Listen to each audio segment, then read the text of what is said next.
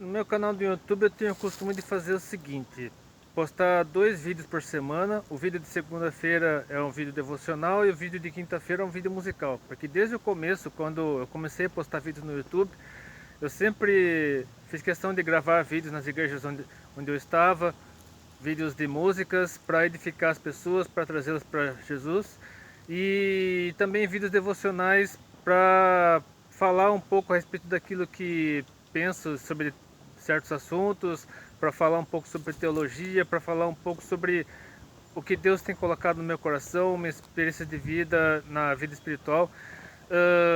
Só que nas redes sociais, especialmente no Twitter, acontece o seguinte: surge um assunto, surge uma treta, surge uma polêmica e essa polêmica permanece ativa durante alguns dias, depois o pessoal esquece. E, por exemplo, qual que é a treta da vez? Uma entrevista que a cantora Bruna Carla deu no Positivamente Podcast, que é um canal de podcasts da Karina Bach, que aliás a Karina Bach, para quem não se lembra, é uma atriz que era da Globo e hoje ela é uma serva do Senhor, ela se converteu e hoje ela usa as redes sociais e o YouTube para pregar o Evangelho, e inclusive entrevistando pessoas do meio cristão. E se não me engano foi em dezembro do ano passado, dezembro de 2021, que a Bruna Carla esteve nesse Positivamente Podcast. Eu particularmente não assisto podcast porque geralmente podcasts duram mais de 2 horas, tem um que dura até quase 3 horas.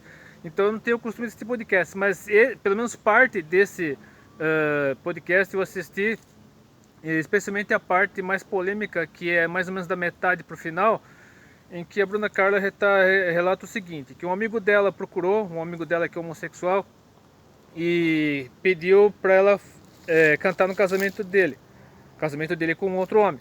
Aí ela respondeu mais ou menos assim: o dia que você encontrar uma mulher de Deus, se casar com ela, eu canto no seu casamento. Aí ele insistiu: não foi isso que eu perguntei.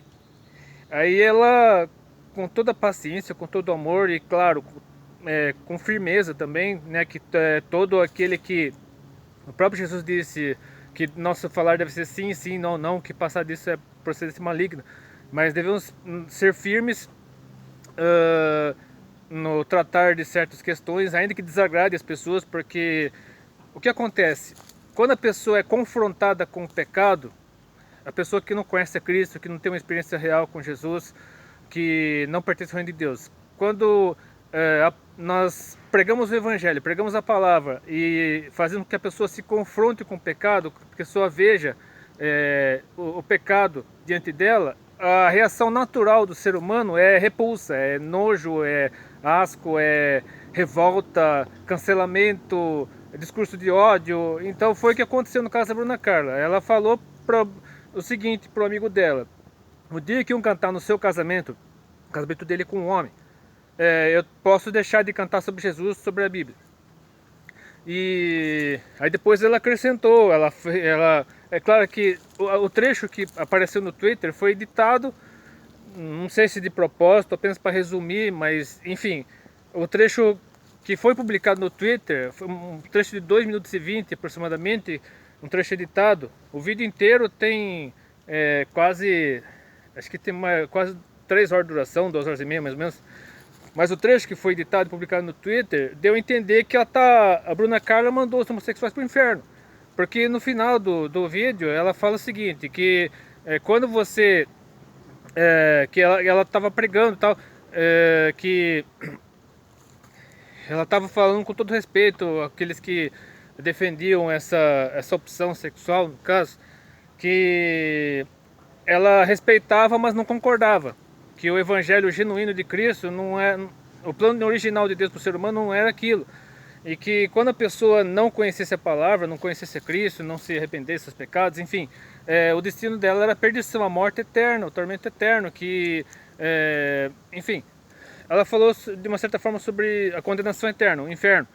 E isso revoltou, isso causou uma avalanche de ódio contra a Bruna Carla tão grande que chocou a internet, especialmente no feriado, no último feriado de Corpus Christi, que foi quando a polêmica foi levantada no Twitter, E tanto que a cantora, se você for lá no Instagram da cantora e quiser comentar uma postagem dela, você não pode, somente poucas pessoas conseguem comentar. Os comentários estão limitados, porque a maioria do pessoal que comenta lá comenta para xingar a cantora. Então ela teve que limitar os comentários justamente para evitar que ela fosse obrigada a ler algum comentário de xingamento, de ódio, enfim. Porque esse é o problema de ser influenciador social famoso. Quando você fala alguma coisa que a maioria não gosta, você tem que enfrentar as consequências. Você tem que enfrentar ódio, cancelamento, você tem que enfrentar gente xingando você, gente falando um monte de você, até mesmo caluniando, vindo com calúnia, como a Bruna Carla foi acusada de homofobia, e homofobia não é quando você expõe sua opinião à luz da palavra de Deus a respeito da união entre pessoas do mesmo sexo, a opinião que a Bíblia condena claramente, a união entre pessoas do mesmo sexo, diz claramente em várias passagens que aqueles que praticam isso não herdarão o reino de Deus, não irão para o céu, enfim. Mas o que é homofobia? Eu tenho vários vídeos sobre o assunto que eu deixarei na tela final deste vídeo.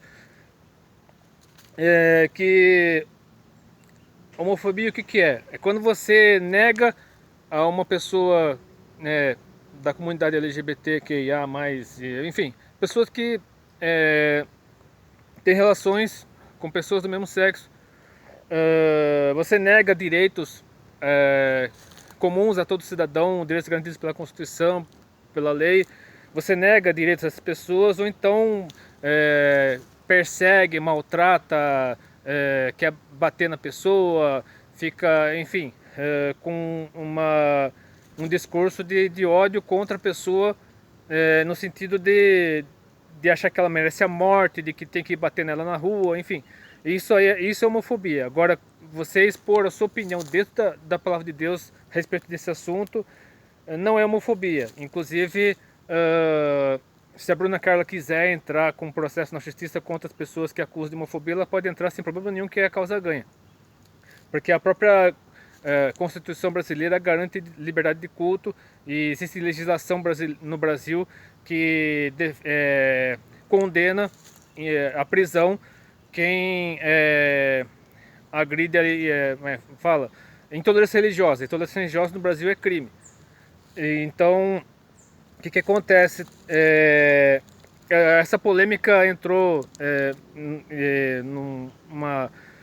Enfim, foi um alvoroço. O pessoal parou um pouco de falar sobre o assunto, mas hoje mesmo, antes de eu gravar esse vídeo, o Iago Martins ele publicou um vídeo excelente, um vídeo cheio de argumentos a respeito desse assunto, e também sobre o posicionamento da cantora Larissa Macedo, mais conhecida por Anitta, que publicou no Twitter dela o seguinte, comentando a respeito da polêmica levantada pela Bruna Carla, ou em cima do posicionamento da Bruna Carla. Eu tô lendo aqui as publicações da Anitta no Twitter. Se você realmente acha que Deus ia mandar você odiar ou repudiar o seu irmão, porque é assim que todos se chamam nas religiões, né, irmãos, inclusive na minha, e também porque na teoria somos todos filhos de Deus, logo irmãos. Então você precisa ir para um cantinho do pensamento rapidinho e pensar, peraí, Deus quer amor ou quer coisa ruim? Então será que faz sentido eu fazer meu irmão se sentir 3 pontinhos porque ele é gay? Isso é mandar coisa boa ou coisa ruim pro irmão? Tenho pavor dessa expressão temer a Deus. Temer não é ter medo? Eu vou ter medo de Deus porque se ele é bom. Então vou cumprir a Bíblia porque eu tenho medo de Deus e do que pode acontecer comigo caso eu não siga essas regras que estão me falando aqui. Ou eu vou fazer o que eu acredito que seja o caminho do bem e do amor, porque eu quero ser uma boa pessoa, um ser humano bom comigo e com os outros. Vai todo mundo se tratar desse extremismo, ou seja, está chamando o cristianismo fiel dentro da palavra de Deus de extremismo. Por Deus eu tenho amor e respeito, mesmo que medo eu tenho é de coisa ruim, de ódio, de preconceito e de exclusão. O Iago já explicou detalhadamente essa questão aqui, mas eu quero acrescentar o seguinte, que em primeiro lugar, nós somos criaturas de Deus. e todos somos criados por Deus.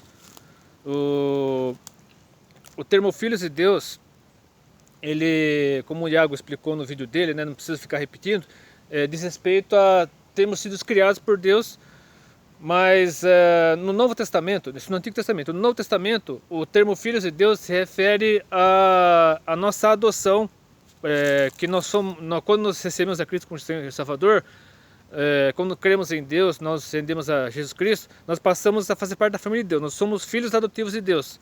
Nós somos recebidos como filhos adotivos, porque o Filho de Deus, mesmo, de verdade, é somente Jesus Cristo. Mas quando recebemos Jesus como nosso Senhor e Salvador, nós somos recebidos na família de Deus como filhos adotivos, e pelo sangue de Jesus nós somos purificados, nós somos trazidos para a família de Deus, para o reino de Deus. E passamos a ser co-herdeiros com Cristo, passamos a herdar a vida eterna, e enfim, mas o que acontece com relação a... Só são duas coisas que eu gostaria de comentar a respeito dessa manifestação da Larissa Machado, mais conhecida por Anitta. Em primeiro lugar, a Larissa Machado, eu achava que ela era uma evangélica desviada, mas na verdade ela é católica, ela era católica, né? Ela começou a cantar num coral de uma igreja católica, aí depois ela se tornou o que é hoje, e hoje ela está no candomblé. A religião dela atualmente é o candomblé. E ela, a visão que ela tem do reino de Deus é claro que é uma visão distorcida, uma visão de alguém que não teve encontro real com Jesus Cristo. Mas o que acontece? São duas coisas que eu gostaria de comentar. Primeiro, a respeito da graça. A graça de Jesus não é uma graça barata. A graça... Temos vários textos na Bíblia, tem vídeos no YouTube sobre isso, em que antes estávamos na era da lei, no qual nós éramos obrigados a seguir uma série de regras, uma série de rituais, e se não seguíssemos isso, nós éramos condenados, nós tínhamos que fazer sacrifícios de animais, tínhamos que... para nós chegarmos até Deus, tínhamos que ter a intermediação de um sacerdote, ou do sumo sacerdote, enfim. Só que hoje, como Jesus morreu por nós, ressuscitou, levou nossos pecados na cruz, e todos aqueles que crerem nele herdarão a vida eterna, não há mais necessidade de sacrifício de animais, não há mais necessidade de intermediação de sacerdote, porque Jesus Cristo se fez sumo sacerdote. Lá no livro de Hebreus, o livro de Hebreus inteirinho fala sobre isso, que ele se fez sacrifício em nosso lugar para morrer por nossos pecados, e por meio da nossa fé nele nós alcançamos a vida eterna e a graça. Hoje nós estamos a partir do momento que Jesus veio, morreu por nós, ressuscitou, subiu de volta aos céus, passamos a entrar na era da graça, e a era da graça terminará quando Jesus voltar para buscar a sua igreja. E então hoje nós estamos na era da graça, só que muitas pessoas hoje estão tentando baratear essa graça, achando que como nós estamos na era da graça, hoje nós podemos pecar à vontade, podemos fazer o que quiser. Nada disso. A graça, existem vários textos na Bíblia, existem vídeos que eu falo sobre isso, onde a graça não permite que nós estejamos em pecado, que nós devemos... as obras, na salvação pelas obras não existe, a salvação é por meio da fé, como diz lá na carta aos Romanos, capítulo 2, não, na carta aos Efésios, desculpe, na carta de Paulo aos Efésios, capítulo 2, lerei do versículo 4 ao versículo 10. Mas Deus, que é riquíssimo em misericórdia, pelo seu muito amor com que nos amou, estando nós ainda mortos em nossas ofensas, nos vivificou juntamente com Cristo. Pela graça sois salvos.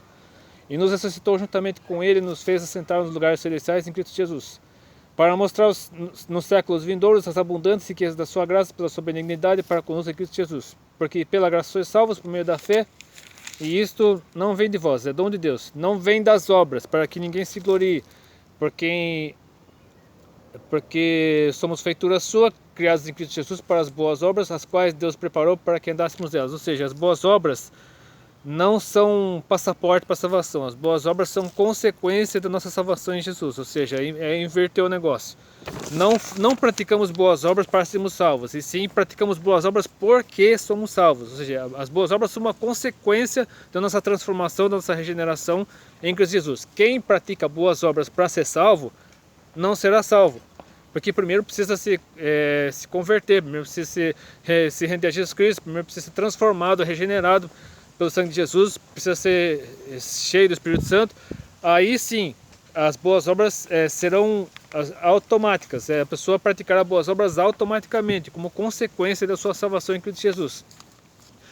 E outra coisa que eu queria falar também é a respeito do temor a Deus.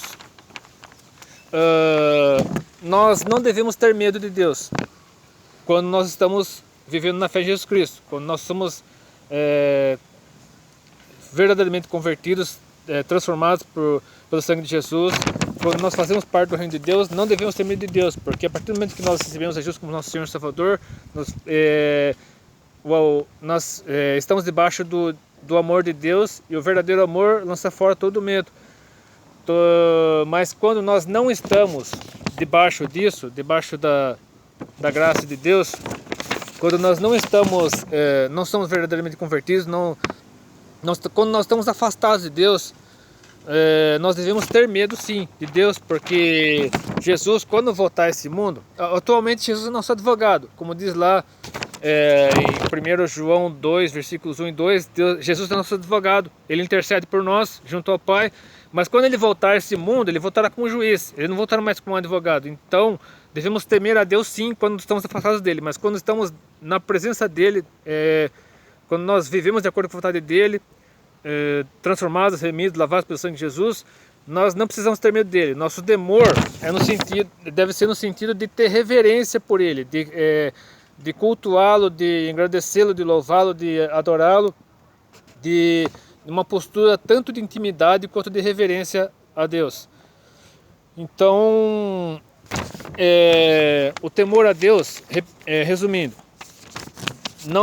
devemos ter medo de Deus quando não estamos na presença dele, quando não fazemos parte do reino de Deus. Mas quando nós fazemos parte do reino de Deus, quando estamos na presença de Deus, vivemos de acordo com a vontade de Deus, nós devemos ter reverência, nós devemos reverenciá-lo, adorá-lo, exaltá-lo, não somente com palavras, com música, com cânticos, com o nosso culto.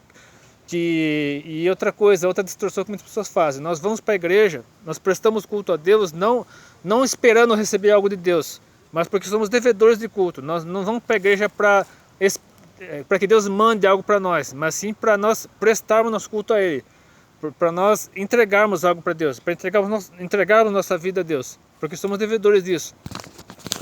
E quero finalizar lendo aqui o que o próprio Jesus, porque Jesus, muitos militantes LGBT, muitos que defendem a união de pessoas do mesmo sexo, dizem: mas Jesus é amor, Deus é amor, e Ele é amor, mas também é justiça. E o próprio Jesus, quando esteve aqui nesse mundo, na sua primeira vinda, ele falou o seguinte, está lá no Evangelho de Lucas, capítulo 12, eu lerei do versículo 1 ao 9. Ajuntando-se, entretanto, muitos milhares de pessoas, de sorte que se atropelavam uns aos outros, começou, no caso de Jesus, a dizer aos seus discípulos: acautelai-vos primeiramente do fermento dos fariseus, que é a hipocrisia.